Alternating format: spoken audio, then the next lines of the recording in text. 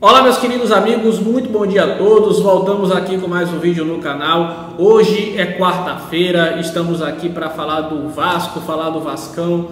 O Vasco que anunciou ontem a contratação do Maurício Barbieri para ser o novo treinador do clube e anunciou também Abel Braga como coordenador técnico. O Abel que teve passagens como treinador do Vasco, nenhuma passagem de sucesso como treinador, mas foi campeão brasileiro jogando pelo Vasco em 1974. O Abel volta ao clube, dessa vez na função de coordenador técnico. E o Vasco contratou também o Barbieri para ser o treinador. Barbieri, que no futebol carioca trabalhou no Audax, que trabalhou no Flamengo, dirigiu o Flamengo durante um tempo. O Barbieri vem para ser o treinador do Vasco após uma passagem de sucesso pelo Red Bull Bragantino. Foram 2 anos trabalhando no Red Bull Bragantino. Ele foi vice-campeão da Sul-Americana pelo Red Bull Bragantino, classificou o clube para a Copa Libertadores. Verdade que a temporada do Red Bull com Barbieri não foi muito boa, não foi proveitosa. Os últimos jogos ele acabou sofrendo goleadas, né? A equipe acabou sofrendo goleadas, mas o trabalho do Barbieri durante a sua passagem pelo Bragantino foi muito boa. E vale lembrar que antes dele assumir o Bragantino, ele teve passagens ruins por Goiás e por CSA.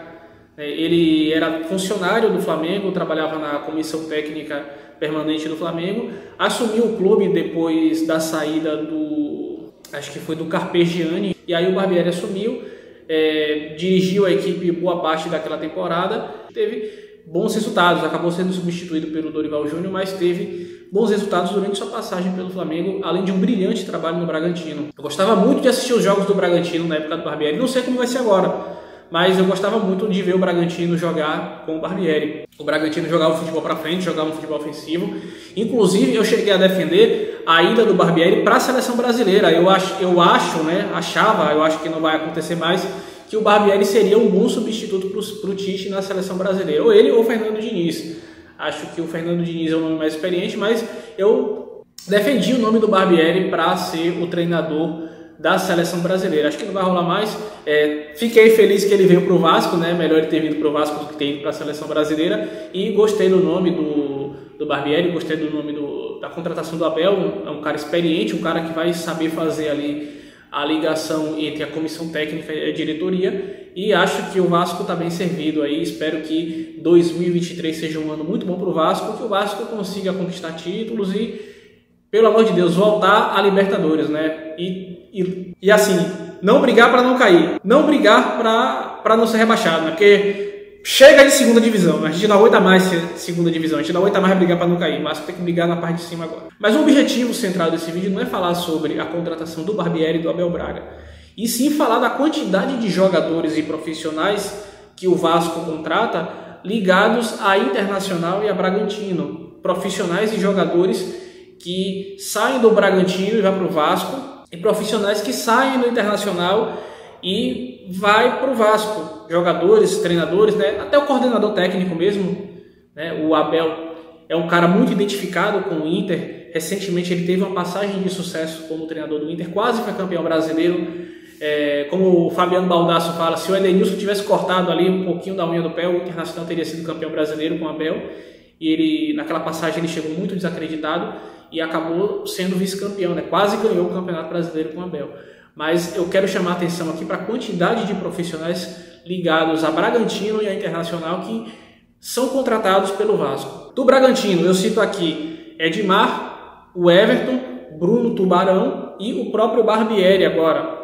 Eu coloco também o Fábio Gomes, que jogou no Red Bull New York, que foi dispensado, né? Mas ele jogou no Red Bull New York, que é a mesma empresa que administra o Red Bull Bragantino. E aí você tem no Internacional, você teve Paulo Vitor, que veio do Internacional para o Vasco mandou o Bruno Gomes para lá, o Vasco mandou o Everton para lá, o Everton havia sido contratado do Bragantino, o Vasco trocou o Everton pelo Paulo Vitor, né? O Palácios, que o Vasco pagou uma fortuna, veio do Internacional e a gente tem aí o Abel Braga, que é muito identificado com o Internacional e é muito próximo dos dirigentes do Internacional. Então eu não quero insinuar nada aqui, mas assim, o Vasco no meio da temporada se tornou SAF. E o objetivo do Vasco ao se tornar SAF era uma maior profissionalização dentro do clube, era uma profissionalização dentro do futebol, apesar de que o Jorge Salgado continua sendo presidente do Vasco e a parte social é comandada por ele, então vai ter toda aquela politicagem, mas O que a gente imaginava quando o Vasco se tornou SAF era que haveria um profissionalismo. Agora acabei de lembrar que o Paulo Brax trabalhou no Internacional. Talvez isso explique, né, a quantidade de gente, de jogadores e de profissionais ligados ao Internacional que vem para o Vasco e que saem do Vasco para ir para o Internacional. O caso do Bruno Gomes, por exemplo. A gente imaginava uma profissionalização do Vasco com a entrada da SAF. Eu jamais imaginaria que o Vasco iria continuar servindo a interesses de empresários, porque isso não é coincidência. Essa quantidade de jogadores do Bragantino que vem para o Vasco não é coincidência. E até o treinador vem para o Vasco. Essa quantidade de jogadores que vem do Internacional e sai do Vasco e vai para o Internacional também não é coincidência, entendeu? Tem alguma coisa errada aí, tem algum esquema nisso aí. Tem algum interesse aí de empresário, tem alguém ganhando dinheiro com essa história toda, entendeu? Porque um clube contratar vários jogadores, vários profissionais de outro, tanto o Vasco contrata do Bragantino quanto contrata do Internacional, tem alguma coisa errada aí. Então, eu esperava que com a SAF isso acabaria, mas do jeito que a coisa está indo, pelo visto vai continuar, né, acontecendo esses esquemas aí, essas coisas todas, né, mesmo com a SAF.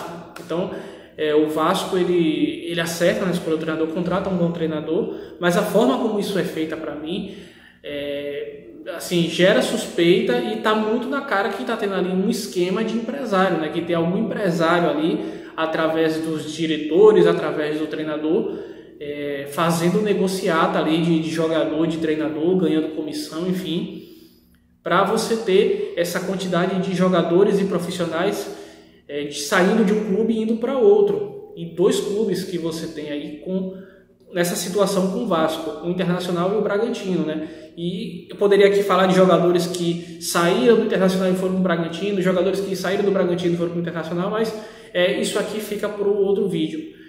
Eu imaginava que a SAF iria acabar com os esquemas e com as negociatas no Vasco, mas eu vi que vai, né, troca o cachorro, mas a coleira é a mesma. Beleza, pessoal? Esse é mais um vídeo do nosso canal, espero que vocês tenham gostado. Semana que vem voltaremos com mais vídeo, fica aí o meu desabafo. Parabenizo o Barbieri, espero que dê tudo certo, mas fica aí o meu desabafo, minha crítica a essas coisas, né, essas peripécias aí que acontecem no futebol brasileiro. Beleza, galera? Um forte abraço a todos, fiquem com Deus e tchau, tchau.